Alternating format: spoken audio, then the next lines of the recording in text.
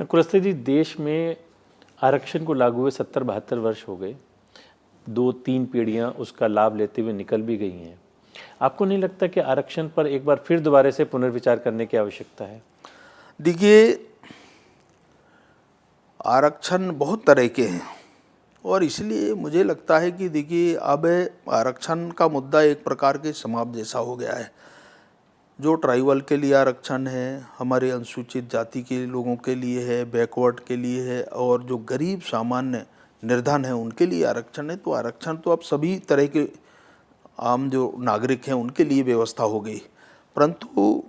ये जो व्यवस्था थी एसटी और एससी के लिए,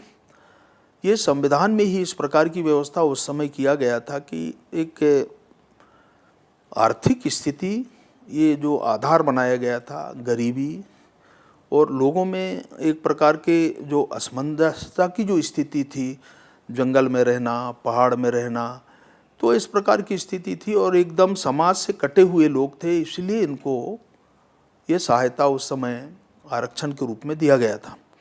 और मुझे लगता है कि ये इसके अंदर संविधान में यही व्यवस्था है और इसलिए पार्टी की भी इच्छा है, पार्टी भी इसके बारे में कभी इस प्रकार का बहुत सारे विषय आए हैं, परंतु खासतौर से एसटी एससी के बारे में मुझे लगता है कि संविधान के अंदर जो व्यवस्था किया गया है, आज की स्थिति में कोई इस प्रकार के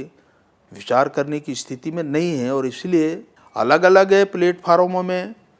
कई तरह के आरक्षणों की बात होती है। किसी स्टेट के अंदर के वहाँ की परसेंटेज के विषय को लेकर के, कुछ जातियों को लेकर, कुछ समाजों को लेकर के इस प्रकार के विषय आते हैं, तो ये कुल मिलाकर के आरक्षण का मुद्दा हावी हो जाता है। परंतु जो मुझे अभी तक ध्यान में आया है कि संविधान में जो व्यवस्था विशेषकर 2 वर्गों के लिए जो किया गया है उसके बारे में कभी इस प्रकार की स्थिति नहीं बनी है और इसलिए ये मुझे लगता है कि ये यथावत स्थिति, क्योंकि अभी भी इनकी स्थिति के बारे में, आर्थिक हालात के बारे में अभी कोई स्थिति नहीं है और इसलिए मुझे लगता है इसके बारे में कोई आज कोई फैसला करना या भविष्य में इसके बारे में क्या परिस्थिति बनेगी, परंतु आज तक कोई हमारी पार्टी के अंदर इस प्रकार का कोई